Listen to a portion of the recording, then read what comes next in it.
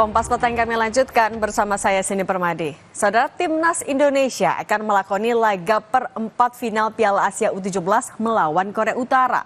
Pelatih Timnas U17 Nova Arianto diprediksi akan terapkan permainan berbeda di fase gugur ini.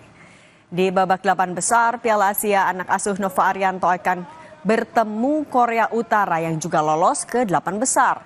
Kemenangan melawan Korea Selatan di fase grup tentu jadi modal penting untuk melawan Korea Utara. Laga melawan Korea Utara di fase gugur besok, Timnas U17 diprediksi akan menerapkan taktik berbeda.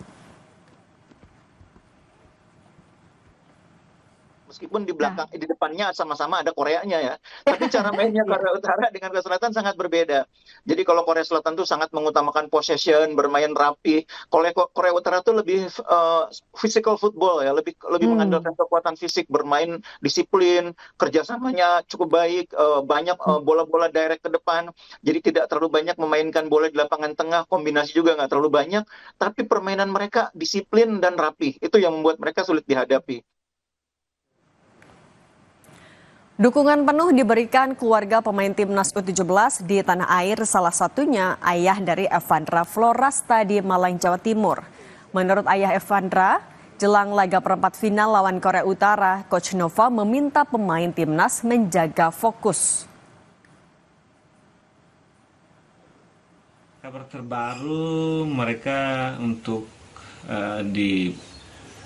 disampaikan sama Coach Nova untuk main loss ya, nothing tulus, main lepas saja, lupakan masuk Piala Duniamu udah cukup. Sekarang mereka harus mulai dengan semangat baru untuk bisa lewatin Korea Utara ya, gitu. Jadi main lepas saja untuk kegembiraan tentang masuk Piala Dunianya sudah cukup. Berhenti, nah mereka harus mulai dengan semangat yang baru untuk melanjutkan perjuangan.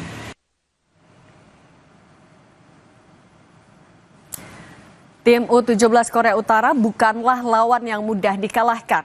Sejumlah prestasi telah ditorehkan Korea Utara di kejuaraan Piala Asia. Korea Utara menjadi juara Piala Asia pada tahun 2010, juara AFC Asian Cup U17 2014.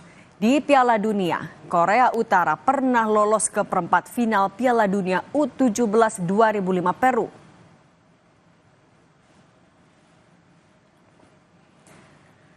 Timnas Indonesia akan melakoni laga perempat final Piala Asia U17 melawan Korea Utara. Bagaimana pelatih Timnas U17 Nova Arianto harus membaca kekuatan Korea Utara di fase gugur ini? Kita bahas bersama Anton Sanjoyo, pengamat sepak bola. Bung Joy, selamat petang. Selamat petang, Cindy. Bung Joy, memetakan kekuatan dari Korea Utara, celah mana yang bisa kita maksimalkan untuk meraih, memperlebar kemungkinan kita untuk lolos di fase gugur? Ya, Korea Utara ini bermainnya sangat militan ya. Mereka betul-betul seperti tentara yang diperintahkan untuk bertempur. Jadi memang, dan kalau saya lihat dari sejarah di U17 ini, memang yang kali ini memang agak istimewa. Karena yang saya baca ini adalah tim yang dipersiapkan oleh Departemen Pertahanan. Jadi memang ininya beda, auranya beda. Potongan rambutnya aja semua sama tuh, cepak-cepak gitu ya. Jadi memang mereka mengandalkan kedisiplinan, mengandalkan physical fitness, dan kelihatan betul ketika saya lihat beberapa rekaman mereka, memang tidak se-skillful Korea Selatan saudaranya. Tetapi ini adalah tim yang sangat solid, yang mereka tidak ragu beradu fisik, dan mereka punya tackling yang sangat bagus juga di lini tengah. Intercept-interceptnya sangat berbahaya, dan itu yang harus diwaspadai oleh pasukannya Nova. Karena tim ini memang kalau dari sisi individu memang berbeda dengan saudaranya di Korea Selatan. Individu mereka biasa aja, mungkin setara dengan beberapa pemain Indonesia, tetapi yang saya lihat memang physical fitness-nya luar biasa. Tapi Indonesia menurut saya, karena ketika pertandingan terakhir sudah mengistirahatkan 7 pemain utamanya, harusnya sih lebih fit ya, lebih segar, lebih bugar untuk menghadapi Korea Utara yang saya rasa sih memang ini salah satu ujian paling berat. Tapi betul kata ayah Evandra tadi, bermain lepas aja, karena kan sebetulnya target untuk lolos Piala Dunia sudah tercapai. Dan kalau bermain lepas tuh biasanya anak-anak usia 17 tahun, 16, 17 tahun itu malah keluar semua kemampuannya. Oleh sebab itu saya memuji tindakan dari Coach Nova yang melarang mereka bermain medsos. Karena ketika bermain medsos itu mereka ada tekanan untuk selalu tampil bagus. Nah, tekanan tampil bagus ini kadang-kadang kontraproduktif. Nah, ini yang kalau mereka bisa bermain dengan lepas, bermain dengan gembira, tidak perlu memikirkan hasil akhir, saya rasa hasilnya justru akan positif. Jadi celah-celah yang bisa dimanfaatkan menurut saya adalah Korea ini memang bermainnya disiplin. Ini sangat berbeda dengan tim yang lain. Tetapi kalau Nova tepat menggunakan taktiknya, dugaan saya pakai 3-4-1 ya. Jadi lebih fokus ke menyerang karena memang tidak sekuat Korea Selatan. Tapi hati-hati, counter attack mereka juga sangat bagus, larinya juga cepat-cepat. Ini yang saya kira harus diwaspadai. Tapi peluang Indonesia mencetak gol selalu ada karena lini depan saya rasa kepercayaan dirinya udah sangat tinggi.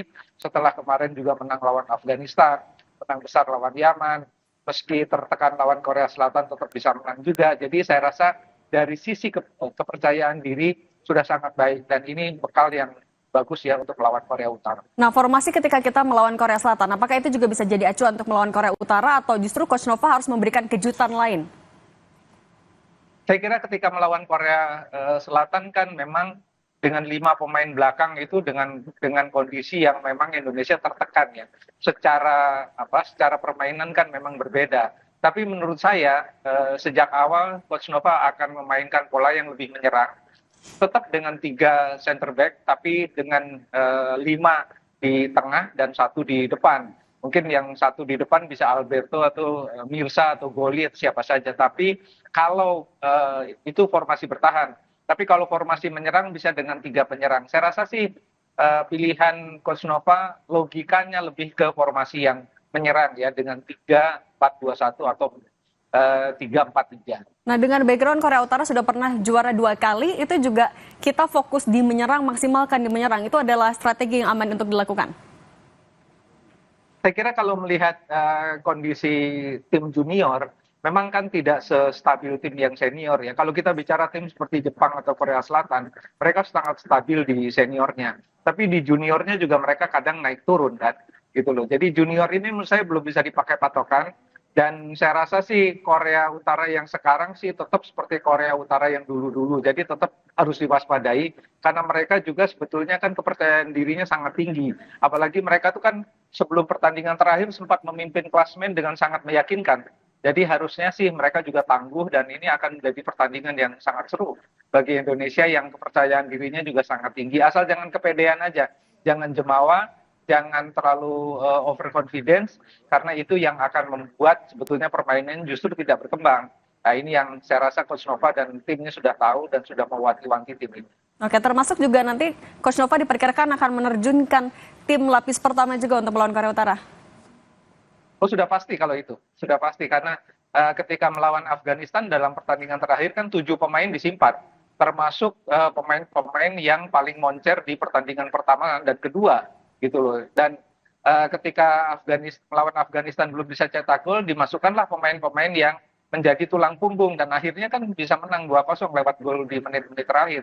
Jadi sebetulnya backbone timnya Nova ini sudah ada dan dia akan menurunkan tim terkuat karena sudah babak knockout, nggak ada lagi yang perlu diperhitungkan untuk mencari poin. Jadi kan urusannya menang kalah. Jadi pasti ini yang tim terbaik dan tidak perlu ragu-ragu untuk menurunkan tim terbaik karena babak knockout semua tim pasti menurunkan tim terbaik.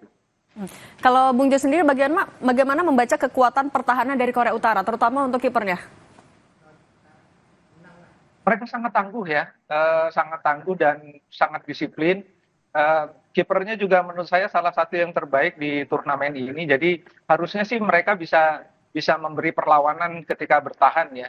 Dan saya rasa serangan-serangan balik mereka terutama pemain sayap nomor 10 dan nomor 12 itu yang sangat berbahaya. Harusnya mendapat perhatian khusus dari timnya Nova terutama pemain-pemain yang ada di tengah. Bisa Alvaro atau Elvandra yang orang yang pertama kali mencegat 2 pemain itu karena 2 pemain itu menurut saya paling berbahaya ya. Gerakan individunya juga sulit ditebak, sangat liar tapi juga sangat kuat.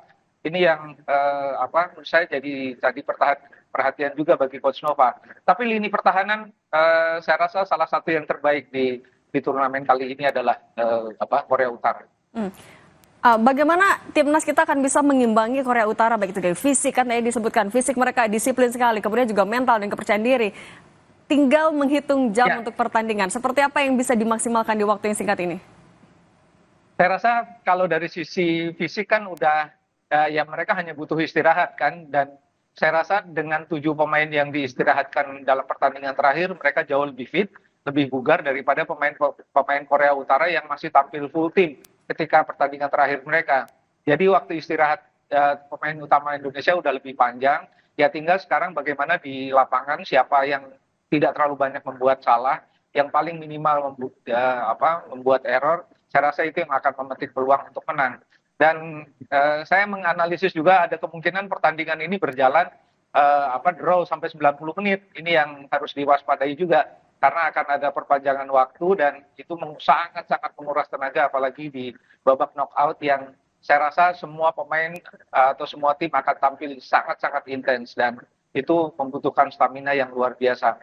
Kalau melihat dari apa yang terjadi ketika melawan Korea Selatan, ya memang agak khawatir ya. Karena kan lawannya memang agak berbeda, tapi menurut saya ini secara fisik masih dan keterampilan sama lah. Jadi nggak akan selelah ketika melawan Korea Selatan. Kalau untuk soliditas tim, kan untuk soliditas tim Korea Utara juga tidak perlu dipertanyakan lagi. Untuk tim kita, apakah bisa menyamai itu? Bagaimana, Cindy? Untuk soliditas tim dari Korea Utara kan juga tidak perlu dipertanyakan lagi. Itu jadi salah satu kekuatan mereka. Kita bisa melampaui itu?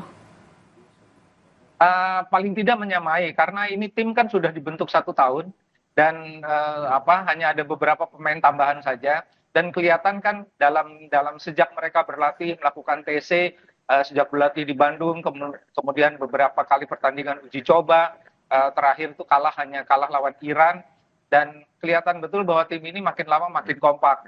Dan saya lihat juga dalam beberapa tayangan dari internal tim, mereka sangat kompak ya di dalam dan di luar lapangan, makan bareng, bercanda-bercanda. Jadi sudah tidak ada batas-batas sebetulnya. Ini tim sudah dibentuk cukup lama ya.